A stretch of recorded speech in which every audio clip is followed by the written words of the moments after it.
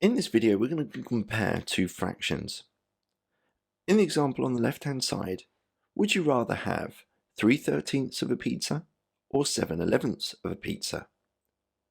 In a previous video that I'll link here, we were able to compare two fractions by turning them into equivalent fractions with the same denominator. And I want to do exactly the same thing here. 3/13 and 7/11.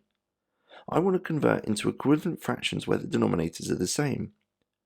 A common multiple of 13 and 11 is 143. That means that for the first fraction, I'm timesing the denominator by 11, and therefore have to multiply the numerator by 11 as well. This gives me 33. Timesing the denominator of the second fraction by 13 would give me 143. So timesing the numerator by 13 as well would then give me 91. The two pizzas have now been cut into 143 pieces.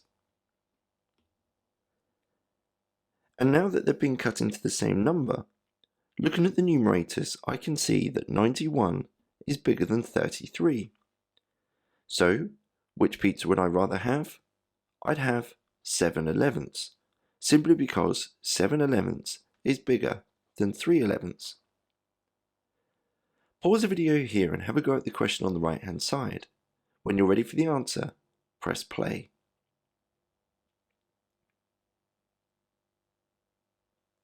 Now by inspection I can see already that 5/7 is bigger than a half and 2/11 is smaller than a half, so the answer should be 5/7 of a pizza.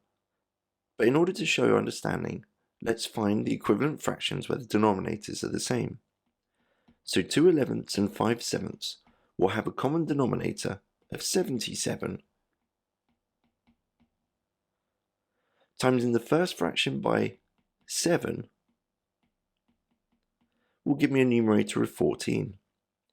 Timesing the second denominator by 11 and the numerator by 11 will give me 55.